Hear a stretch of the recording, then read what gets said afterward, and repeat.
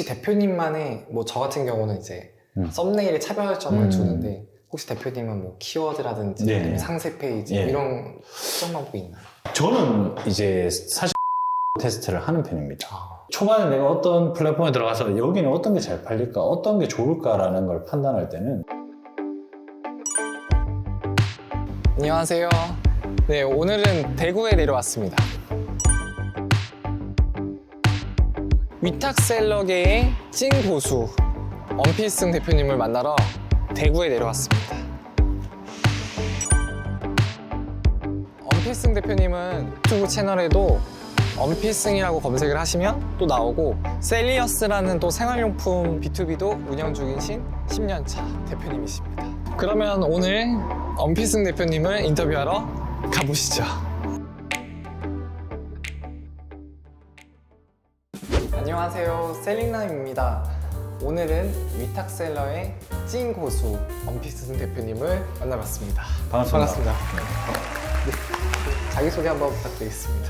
예, 필승 반갑습니다. 엄필승이라고 하고요.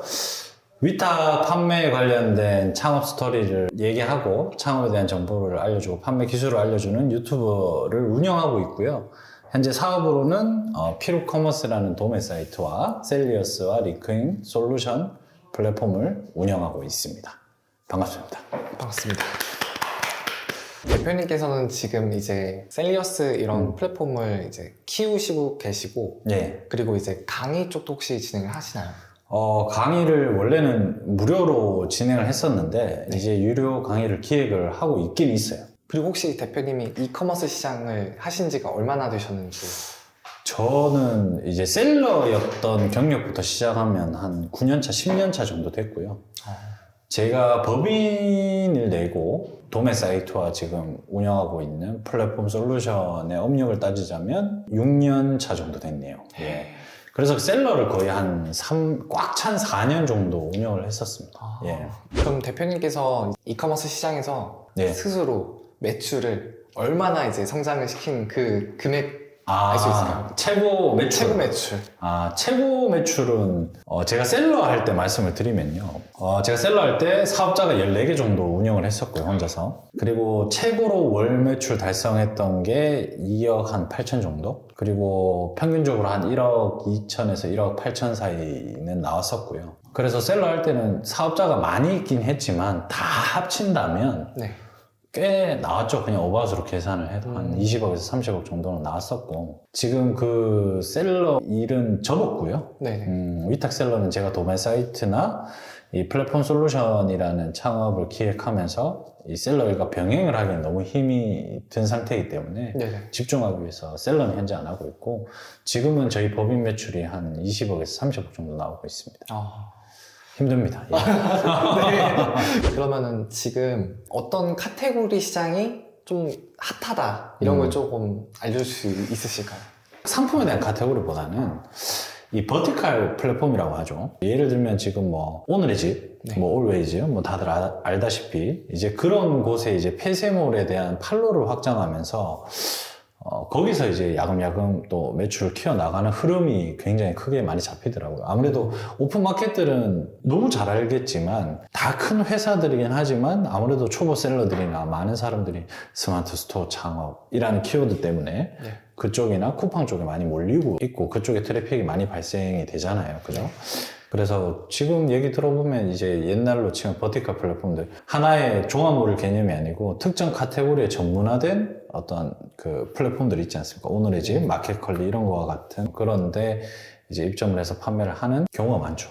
지그재그도 있네요. 지그재그부터 해서. 네. 뭐 에이블리도 있고 여러 가지. 그렇죠. 에이블리도 있고. 네. 그러면 이제 그 안에서 혹시 대표님만의 뭐 저 같은 경우는 이제 썸네일에 차별점을 주는데 혹시 대표님은 뭐 키워드라든지 네. 아니면 상세 페이지 예. 이런 수정 방법이 있나요? 저는 이제 사실 상품으로 테스트를 하는 편입니다. 모든 플랫폼에 들어가면 저는 온라인에서 판매 방법이 되게 많지만 네. 다 다른 거라고 생각하거든요. 지금 대표님이 하시는 방법과 제가 하시는 방법이 똑같이 거시적으로 보면 온라인 창업이네, 온라인 판매 창업이네 라고 생각할 수 있고 위탁 판매네 이렇게 생각할 수 있지만 저는 그 안에서 내가 중요하게 작업해야 될 포인트들이나 어떤 실행에 관련된 부분들, 작업의 방향성이 다 다르다고 생각합니다. 제가 가르칠 때는 어떤 게 중요하고 대표님을 가르칠 때는 그런 썸네일이나 어떤 어떤 지금 뜨고 있는 성분이나 이런 건기식이니까요. 그런 것들이 중요한데 저는 다른 부분을 보거든요. 그래서 이게 맞다라기보다는 상품으로 여러 상품으로 저는 주문이 들어오는 패턴을 역으로 분석하는 편이에요. 사실 광고도 이제 한 플랫폼에서 광고를 잘 돌리는 방법만 알면 그 대동소이하거든요. 그렇죠. 그 플랫폼에서 많이 쓰는 키워드나 그 플랫폼에서 트래픽이 많은 곳에서 효율을 높이는 작업은 누구나 할 수 있어요. 어느 정도 셀링 경험이 있으면. 근데 초반에 내가 어떤 플랫폼에 들어가서 여기는 어떤 게 잘 팔릴까, 어떤 게 좋을까라는 걸 판단할 때는 광고는 일단 배제하고 그냥 상품에 대한 데이터로 저는 좀 테스트를 하는 편이죠. 여러 개를 좀 다양하게 뿌려놓는 편이죠. 그리고 거기서 저는 이걸로 돈을 벌 게 아니고 테스트 용도이기 때문에 광고비 대신에 그냥 그 상품에 대해서 마진을 거의 안 보고 뿌려보고 주문이 들어오는 패턴을 보고 상품을 다 내리고 이렇게 전략을 짜볼까라고 의도를 가지고 그 다음 전략을 세워나가는 이런 바닥에서부터 빌딩을 해나가는 어떤 그런 전략을 저는 많이 쓰거든요. 탄탄하게 또 그렇죠. 왜냐하면 처음에 딱 들어갔는데 여기 들어왔는데 뭐 쿠팡을 예를 들면 제트가 좋다, 뭐가 좋다. 근데 그 방법에 몰두돼서 사업이라는 걸 하기에는 저는 부족하다고 느끼거든요. 왜냐면 그 방법이 영원히 지속되지 않거든요. 모든 플랫폼에. 그럼 나는 사업을 할 거예요. 사업을 하면 1년 안에 돈 벌 수도 있지만 장기적인 관점에서 투자를 고정비도 들어가야 되고 인력도 운영해야 되고 이런 것들이 조직이 일을 하는 회사가 되려면 장기적인 관점에서 봐야 되기 때문에 그런 것들을 좀 신중하게 보는 편이죠. 잘 팔리는 방법, 이거의 비법, 이런 거를 별로 의미 없다라고 생각하는 사람 중에 한 명이에요. 저도 공감합니다. 맞죠? 네. 일단 먼저 판매를 경험해봐야 그 맞습니다. 다음에 이제 뭐 마진을 측정하든 할 텐데. 맞습니다. 그러면 혹시 대표님께서 스마트 스토어를 먼저 해야 되는지 아니면 쿠팡을 먼저 해야 되는지 대표님이 이제 막 혼자 1인 그렇죠. 셀러라고 생각을 하시고 뭐 어떤 걸 먼저 하실 것 같아요? 무조건 택일입니까? 네, 택일로 무조건 택일, 같잖아요. 무조건 택일이면 저는 쿠팡을 할 것 같아요. 쿠팡이 트래픽이 많다라는 개념보다는 공부할 게 많아요. 그러니까 스마트 스토어라는 거는 내가 스마트 스토어에 내 물건을 올리면 네이버 쇼핑에 밖에 노출이 되지 않죠. 근데 쿠팡은 쿠팡 자체적인 어떤 어플도 있고 사이트도 있어요. 근데 거기에 네이버를 타고 들어오는 게 아니라 쿠팡 자체적으로 쿠팡 어플을 켜고 구매하는 충성 고객이 많다고요. 그리고 또 부수적으로 네이버 쇼핑에 쿠팡 DB가 다 올라가 있죠. 거기서 오는 또 트래픽도 있어요. 두 가지 트래픽이 있잖아요. 제 말은 뭐냐면 스마트 스토어는 애초에 만들 때 오픈마켓으로 안 만들어졌어요. 네이버 쇼핑에 쉽게 입점할 수 있는 하나의 도구인 거고 쿠팡은 만들 때는 소셜로 만들어졌지만 기능 자체가 네이버랑 독립적이라고. 근데 이 DB들이 결국 스마트 스토어랑 마찬가지로 네이버 쇼핑에도 연동해서 트래픽을 가져올 수 있는 부분이 분명히 있기 때문에 그 두 가지에 대한 경우의 수를 먼저 판단하는 게 중요하다고 생각하거든요. 그 두 가지 경우의 수를 내가 여기는 이렇게 잡아볼까? 여기는 이렇게 잡아볼까? 라고 하면 두 가지를 득할 수 있는데 스마트 스토어는 절대적으로 네이버 쇼핑에만 노출이 되지 않고 그리고 네이버 말을 너무 잘 들어야 되는 이 판로이기 때문에 내가 판매를 잘한다기보다 네이버가 어떻게 하면 내가 말 잘 듣는 척하게 보일까를 계속 공부해야 되는 거예요. 뭐 사업이라고 할 수 있지만 그 방법밖에 모른다면 그 방법이 바뀌어버리면 매출이 늘어나고 사람을 더 써야 될 때 공격적으로 투자를 못합니다. 그래서 그런 것들을 계속 저는 보는 거죠. 그럼 어떤 게 더 단기적인 것보다는 장기적으로 내가 이 세계를 알 수 있냐라고 생각한다면 결국은 쿠팡이다. 네. 트래픽도 좋고 트래픽도 좋고 부수적인 거죠. 그건. 그리고 그 대표님께서 이제 지금 기억하실지 모르겠지만 처음 이제 사업을 하셨을 때 자본금 얼마로 시작을 하셨는지 기억나실까요? 맞아.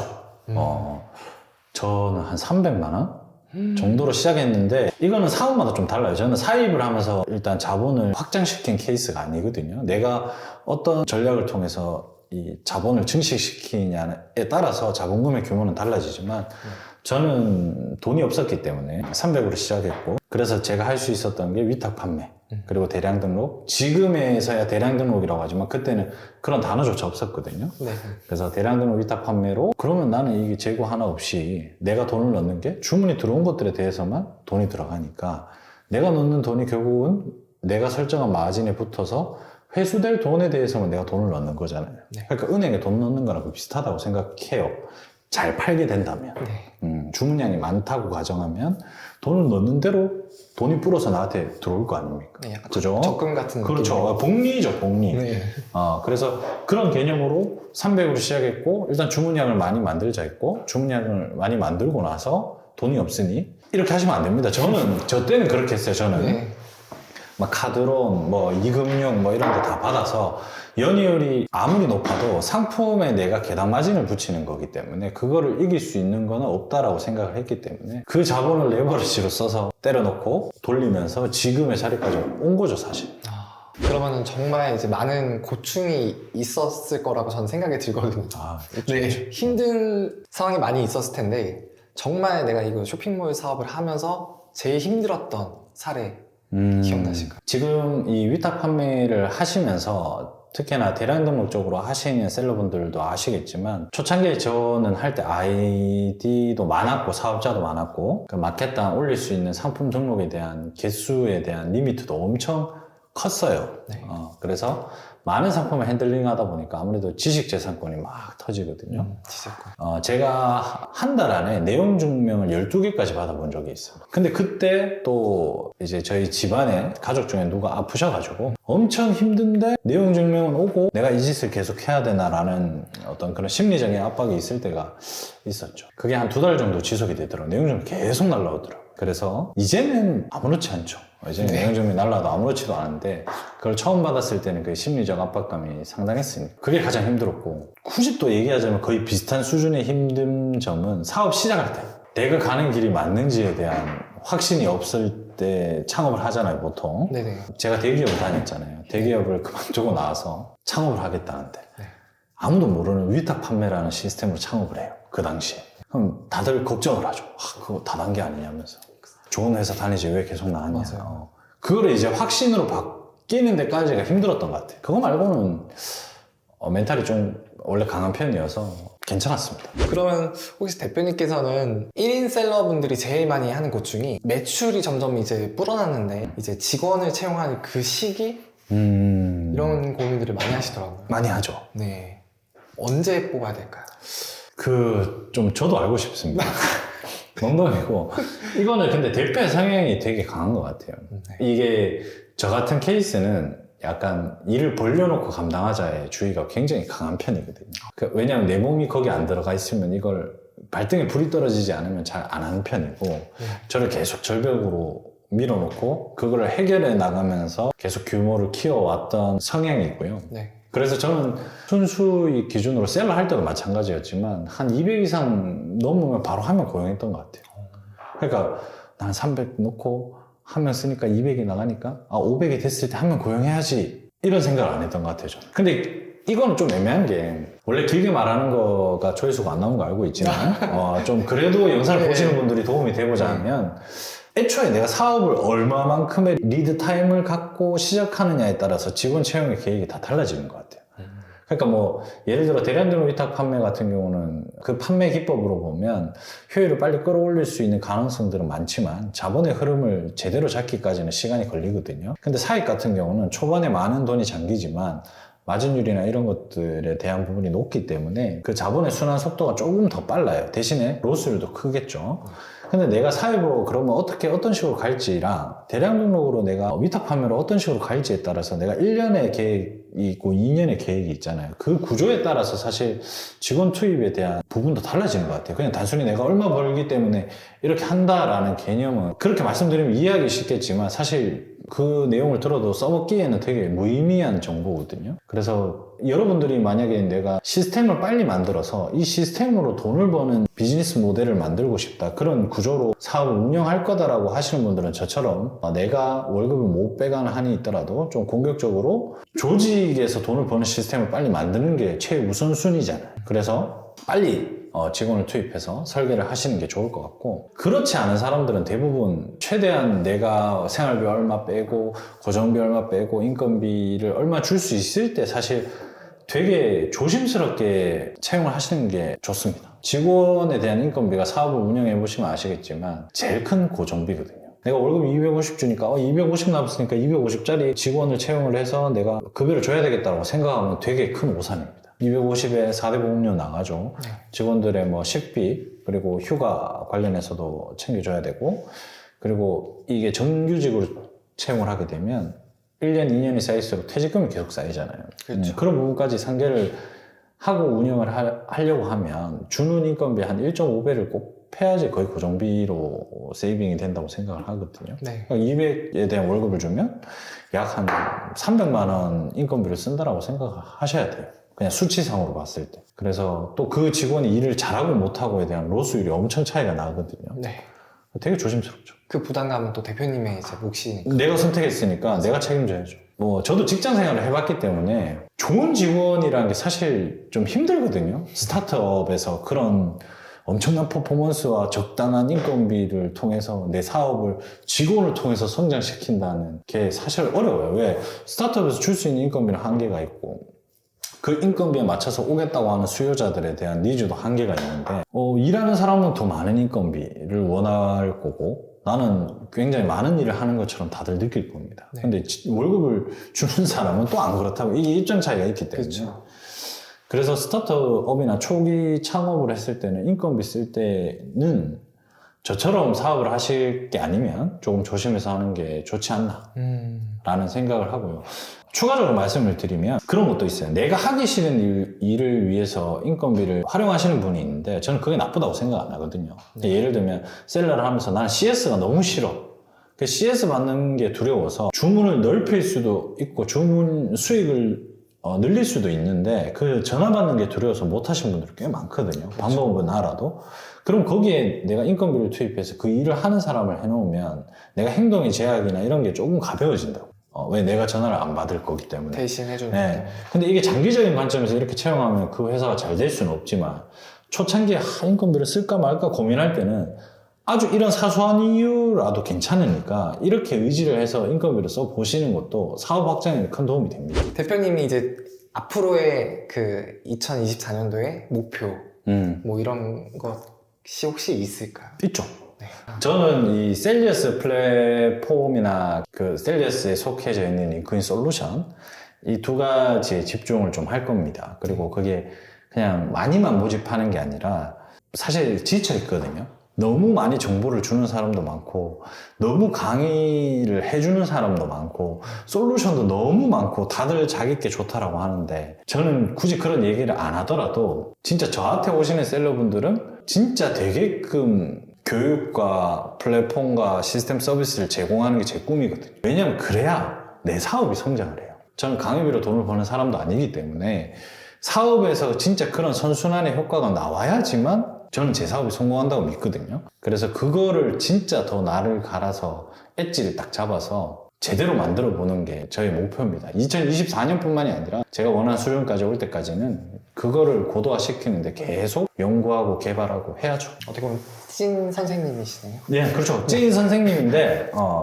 제가 찐 선생님으로 유명해지는 것보다 제 플랫폼에 와서, 이렇게 하니까 진짜 된다라는 것들을 경험할 수 있게끔 진짜 판매 방법들을 가르쳐 주는 게 제 꿈이죠. 네. 안 그래도 저도 이제 셀리어스 사이트를 많이 보는데 네. 정말 제가 그냥 셀러 입장에서 정말 팔고 싶은 것들이 많이 있더라고요.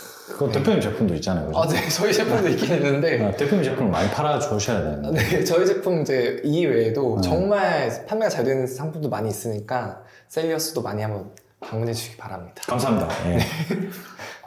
혹시 그 대표님께서 조명재 대표한테 혹시 그냥 조언이나 네. 해주고 싶은 한마디? 제가 주제 넘게 말씀드릴 건 사실 없는데 아닙니다. 질문을 이렇게 하시니까 네네네. 저의 이 실패 설레를 네. 겪지 않았으면 하는 마음에서 네. 지금 하고 계신 일이 많잖아요. 그렇죠.